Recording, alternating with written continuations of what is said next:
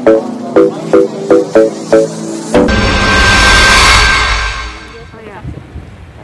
dua, tiga.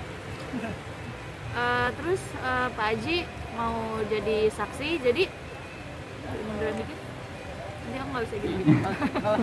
Jadi Pak Haji kan aku udah bilang, kan dari pengacaranya kan terserah tuh mau bilang apa, dia bilang nggak bisa masuk.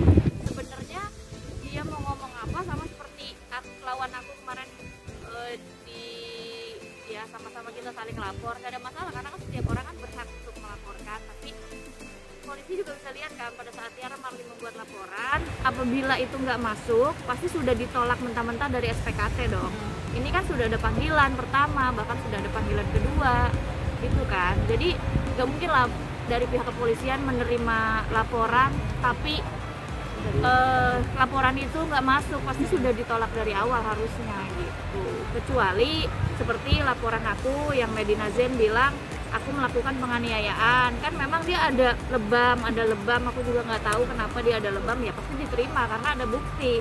Tapi kan dengan proses penyelidikan nanti kan bisa lihat mana yang benar mana yang salah, sama halnya seperti laporan Mbak Emma gitu. Jadi kalau misalkan seandainya laporan Mbak Emma pun ditolak, pasti dari pihak Pak Haji sebenarnya sangat berterima kasih karena telah mewakilkan keluarga Pak Haji kan. Insya Allah kalau ditolak Pak Haji yang maju. Insya Allah. Karena gimana ya Mbak Tiara Marlin ini sudah terlalu meresahkan orang-orang yang sayang sama Vanessa dan Bibi gitu. Bahkan saya pikir dengan adanya Mbak Emma sudah begini, dia harusnya sadar, ternyata kok malah makin menjadi-jadi. Kok waktu di Krimpum, di depan Krimpum, sama wartawan malah buat bahan ejekan lagi gitu. Kok nggak sadar-sadar, kamu pikir bermain-main dengan hukum ini hal yang sepele ya? Kita lihat aja nanti. Ini Kak Ica sendiri sebagai seorang yang dekat sama keluarga Pak Haji juga kan sempat bilang ke pengacaranya bahwa akan menggugat akte Gala. Maksudnya aktenya Gala tuh dipalsukan. Siapa yang palsukan? Aku juga bingung tuh yang gimana sih? Ya katanya Gala itu punya orang lain, bukan. Aku memalsukan, yang buat akte itu kan dari orang tuanya Vanessa dan Bibi. Kok mau buat hoax? Ya terserah sih kalau orang mau buat hoax. Sebenarnya sah-sah aja, saya juga bisa bilang itu Monas punya saya. Bebas. Yang udah yang salah nanti yang ada situ dibilang gila. Nah Kak Ica, dari itu kan sekarang rumahnya baru Gala tuh udah mulai rampung ya. Nah untuk desainnya sendiri mungkin Kak Ica kemarin sempat tanya Pak Haji, katanya dapat banyak masukan juga dari orang terdekat. Iya alhamdulillah sih. Dari aku sih ada bagian support di bagian dapur. Terus kemarin ada orang yang ukur buat kamar, aku mau desain kamar tapi ternyata udah Bu Anggi. Terus kayak Masya Allah berebutan gitu untuk desain rumahnya Gala. Bagian sini siapa, di bagian sini siapa. Terus aku udah bilang aku kamar Gala ya, ternyata pas udah ada orang yang ukur, ya kamar Galanya udah di DP-in, udah untuk desainnya. Oh Masya Allah, luar biasa rezeki. Mungkin desain rumahnya sendiri akan minimalis kah atau gimana? Aku sih maunya modern klasik karena setiap desainnya kan ada di bagian ruang tamu, kita ada bikin grup, terus ada Puji, ada Uti, semua segala macam, ada Fadli, ada Frans, ada Papa dan Mama. Terus nanti kita tinggal voting mana yang paling suka. Apa nanti akan sediakan ruang bermain untuk Gala di dalam rumah? Rumah taman bermain? Ya. Di dalamnya ada ruang playground gitu untuk main Gala. Enggak sih, cukup kamarnya aja. Kak kemarin juga kan katanya Puji sempat bantuin Dana 100 juta, bahkan Fadli Sarfat juga sempat bantuin, itu gimana?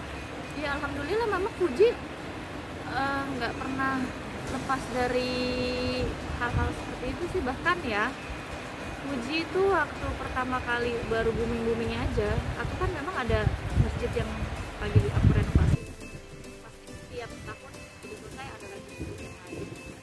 Itu Puji Kak, aku udah transfer ke rekening, aku memang nggak posting aja karena emang dia nggak berkenan, cuma aku pikir ya kebaikan orang kenapa enggak diskusi.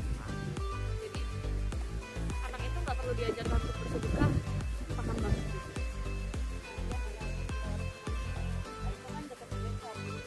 udah sempat cerita ke Kak Isya.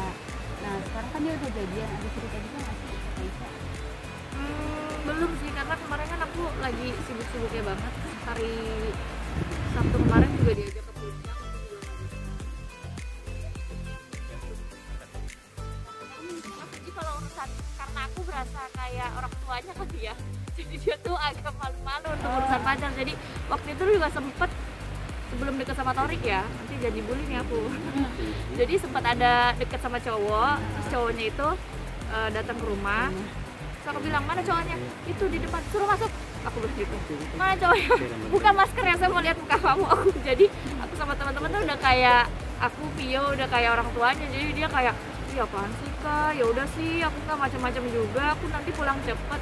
Namanya mau bawa anak gadis orang, turun Mbak, suruh dia masuk ke dalam gitu. Jadi mungkin dia semenjak dari situ agak parno kalau cerita tentang cowok gitu. Jadi dia pikir aku bukan layak temennya yang dia cerita, jadi seperti kayak orang tuanya. Kadang kalau bilang